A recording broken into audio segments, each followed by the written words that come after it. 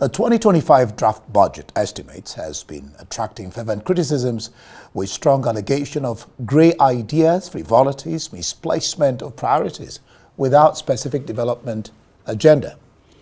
I'm glad to have the lead director, Center for Social Justice, Onyekpere. He joins me now on Arise Prime Time. He joins us on Arise Prime Time. All right, glad to have you join me. Let's start with the macroeconomic assumptions of the budget. What's the relationship between the projected 1,500 to the naira, dollar to the naira, then the reserves of 42 billion and current trade surplus of 5.8 trillion? You want to discuss that? No, let's even beyond this, start from the inflation point of view. Okay. Then I will descend to this. We currently have an inflation that's ranging about 34 point something. And then the budget says we want to do 15.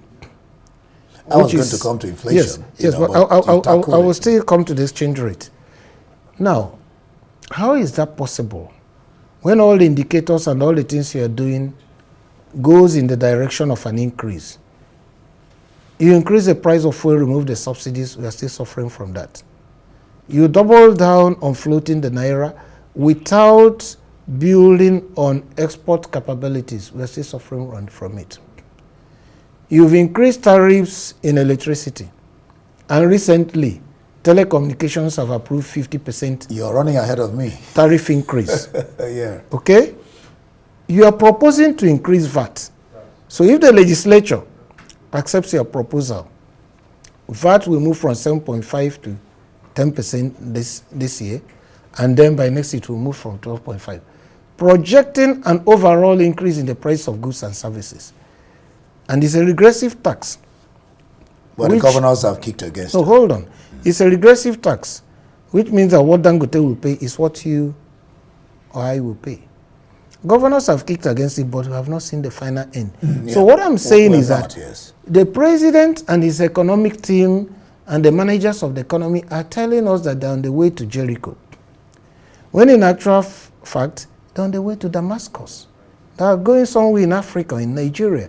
So they do not want to tell us the truth. Now, coming to the exchange rate, I had expected a lower projection because they said 1,500 to the dollar. Okay? The June Debt Management Office assessment of our debt was calculated with 1,400 and something. Now, in September, they calculated with about 1,600 and something. Now, when they said that our reserves are growing, when they said that the reforms that they're doing are kicking in, including things like Dangote's refinery, which is not part of their reforms because it's been ongoing for so many years and so many administrations, it had come in. And we are told that close to 30-35% of all our imports, in terms of the dollar value, was spent on importing refined products. So if we are going to save that money, we are no longer importing, right? And then we even have some for exports, which is private sector exports, which is going to give us revenue somehow if it's repatriated to Nigeria. So I don't understand the basis for projecting 1,005. I thought we should be more optimistic in getting it lower, 1,400, 1,200, 1,300, and take steps towards realizing that. But what I see is that in areas where we want to be optimistic, we have to be optimistic. We didn't do that. In areas where we have to be a bit, conservative, we became optimistic. And that is not going to work. So I've talked to you about the exchange rate. And then I also talked to you about the inflation rate. And then you also see the projections about realizing money. Particularly the money they say they want to fund the deficit. All right? Why do we need to have so much deficit to fund? Now we're going to get to that. Right. Let's discuss more on why you suppose it will be difficult to maintain an inflation at the proposed rate of 15%. I've just answered that you're increasing tariffs on electricity, increasing tariffs on telecommunications. The devaluation of the naira is still there. the issue of fuel subsidy. So these are the particular factors that will make it. And then MPR is being increased on a monthly or quarterly basis by the Monetary Policy Committee of the Central Bank. So the prices of goods and services, in terms of access to credit by the private sector, manufacturers, firms that really produce, is going up. So when you borrow at 30 or 35% to produce goods and services, you also anchor your price based on the cost of funds. So on what basis will the cost of funds or the price of goods and services come down to reduce inflation when the cost of funds is going high for manufacturers? And you are not doing new hirings. Okay, we are having stagflation. So how is this going to happen? It cannot happen. It is deceitful. It's not based on empirical evidence. Let's look at the growth rate of 4.6%. Seeking economic growth while increasing the CRR, we just talked about now, yeah, and hiking interest rates, right, seems disjointed. Or if you like, contradictory. Disjointed, yeah. How will this impact the growth, this particular growth rate of 4.6%? Now, this growth rate for me may not be realizable. But even if it is realized, it's not going to scratch a surface from Nigeria's problems. Considering our population growth, which is about 3% or a little above that a year, and considering the baseline where we are starting from, okay, how far we are far from development. So we need a minimum of 8 to 10% growth rate for the next 5 to 10 years to be able to sustainably alleviate poverty and to maintain a good standard of living for Nigerians and really to grow our economy. Okay? So even if it grows at 4.6%, it can't scratch the surface. But I'm saying it will not grow. If manufacturers are not going to hire new staff, if they are not going to increase productivity, and if all the indicators we are seeing in terms because of of inflation, the high interest rates? yeah, because of the high interest rate, because of the inflation, because of a lack of a genuine, open business environment where employers or firms can increase productivity. What we usually call enabling environment. Enabling environment, I call it open, okay, because it's about openness and everybody knowing the rules, not the rules that are only known by a few people, and when you go to claim what you call rights against the duties of the state and they tell you, say, no, this can't happen. So in essence, if that continues like we have now, there is no way the economy can grow at that rate. Even if it grows at that rate, nothing is going to change. Let's discuss oil. With an installed capacity of 3 million barrels per day. 2.53 million barrels per day. Yeah? The projection of 2.06 million barrels per day seems unrealistic. Is it realistic or unrealistic? No, you don't look at the installed capacity. Let me the installed capacity is hypothetical. Let me, okay, fine, let me just land. Well, I mean, I am thinking, seems realistic, seems realistic, but is it feasible? I mean, when you think in terms of oil theft, OPEC quota. No. Last year, OPEC gave us a quota of 1.7 something million barrels a day. We gave ourselves a budget benchmark of about 1.8 or thereabout. We were able to meet it. My starting analysis and assumptions to verify whether extant 2025 assumptions are realistic starts from 2024. Of course, naturally. So if in 2024 you did 1.3, 1.4, 1.5 maximum, you didn't meet your OPEC quota of 1.7. Now the question I ask for 2.06 million barrels a day to be realistic, what has changed? Have you stopped the massive industrial oil theft going on in the Niger Delta? The answer is no. Have you increased the number of rigs? What have you done? I can't find anything tangible on ground. So assumptions must be based on facts and evidence. And my training disposes me to the question of evidence. Where is the evidence supporting this assumption? What are you doing to get to this place? Good. And I find nothing. And they are communicating nothing. Rather, they are becoming more opaque in terms of not releasing sufficient data for people to even make up their mind. But the data they released so far shows it's not possible. I'll be pleasantly surprised. Yeah. And I want to be happy that I'm surprised. That you're proved wrong. Yes. Indeed, I know as a fact that Nigeria can produce 2.5 to 3 million barrels a day. If and only if there is honesty of purpose and volition among the leadership, from the president down to the chief of defense staff, down to the national security advisor, interior minister, the main people who play key roles in NPC chiefs. What are you in effect saying? I am saying, if they simply decide that oil theft will stop today, it will stop. If I'm the president and I'm not involved, I am not stealing. You can't be stealing billions under my nose when I'm not the one stealing. If I'm stealing, other people will steal. But if I don't want to steal, I will get angry enough. If you steal, I lock you up and throw away the keys. You're talking about political will here. Yeah, no. I'm insisting. If I am the president and I don't want to steal and I'm not stealing, if you steal, I lock you up and throw away the keys. Yeah, I mean, basically, having the will to do what is right. Yes. Yeah, okay. Well, in 2023, government generated, we're not talking revenue. I mean, of course, the oil is part of the revenue. Yes. But let's delve more into it. Generated 12.5 trillion naira. In 2024, they added 2 trillion to get it to 14.55 trillion. Projected for 2025 is 34.82 trillion. For oil revenue? With a debt servicing of 15.8 trillion. No, that's not oil revenue. It's a whole. I mean, it's whole, yeah. It's a whole revenue. I was talking about general revenue. Yeah. With debt servicing of 15.8 trillion. Yeah. 16 point something. 15.8 trillion. Yeah. Debt servicing, yes. With all the income avenues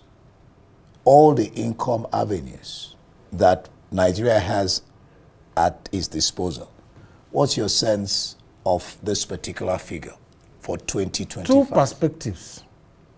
The first perspective is that if we account for every money that comes to Treasury and block all the leakages, we can raise more than that. But if it is a tradition of business as usual, we will not be able to raise it. Now, today, there is so many leakages across the value chain of the Nigerian Revenue Service. Okay? So if we can block them, for instance, some of us have suggested even independent revenue of the federal government, beyond saying, oh, you are doing TSA, you are doing A or B, we are insisting, don't wait for remittances.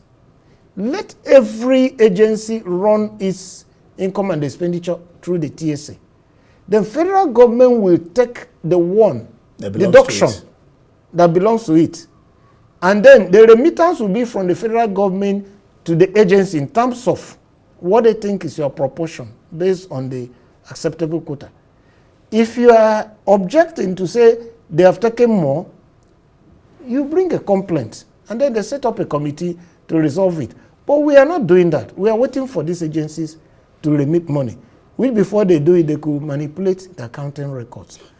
So in essence, even the massive industrial oil theft, which is estimated between 400 and 500,000 barrels a day, check it at about $80 per barrel per day.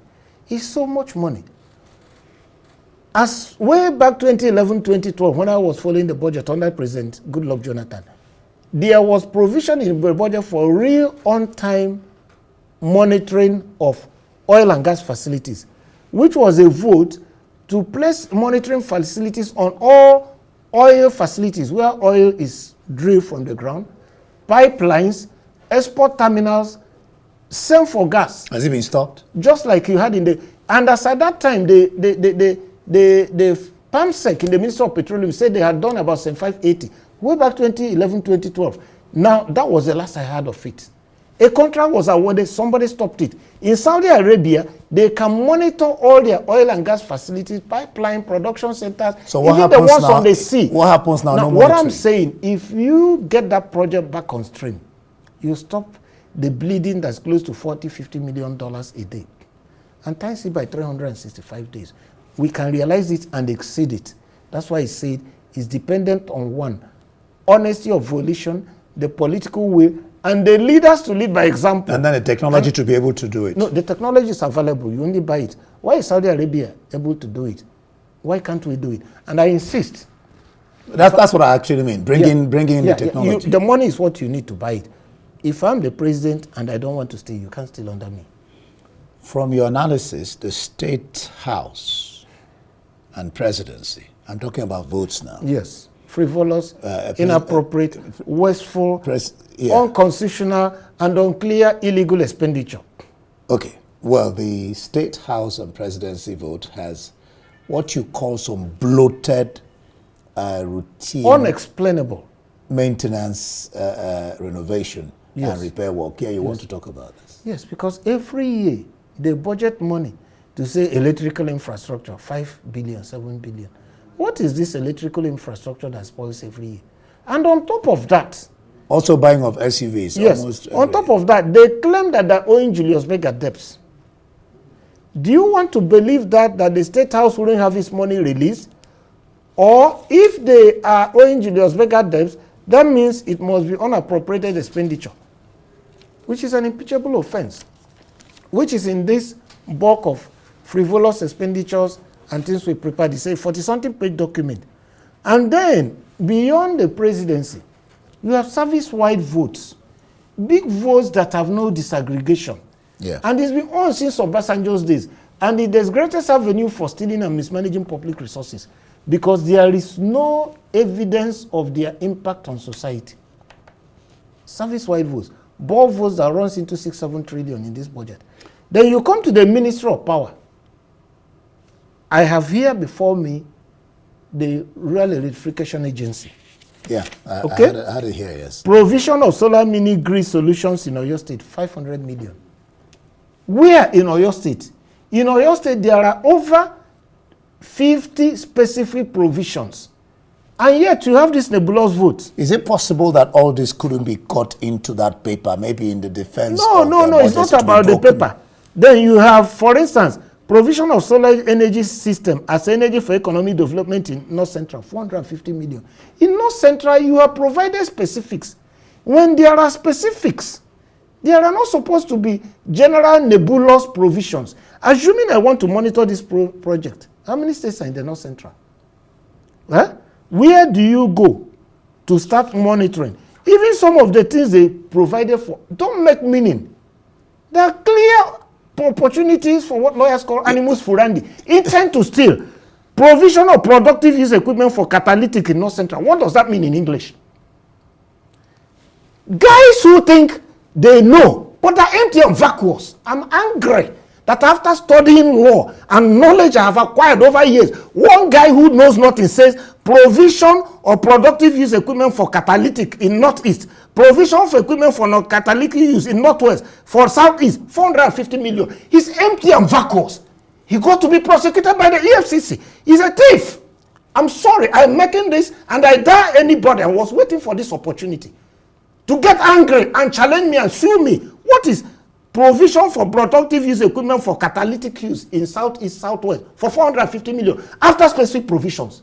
Is only a thief, animus furandi, intent to steal, a combination of the mens rea, the intent to steal, and this is the actualization. Now they're supposed to defend this. No, there's no defense. When you say there's no defense. No, what I mean. Listen, hold on. What I'm saying is that the budget is not the budget of a civil servant. No, hold on. It is my tax money. It is my money. Budgets cannot be written in unclear language that is only understood by whoever drafted it. Since it's my money, it is your money. If you will allow me, it must be written in a way that is clear. This is an intention of intent to steal. If you will allow me, and I dare them to come forward and defend it. If you will allow me, what I was trying to say, is, when we talk about NAS, that's why I'm bringing in NAS. NAS will be donating the power of appropriation to the executive. What exactly are you saying or implying there? When I talked about tax expenditure is the same as appropriation.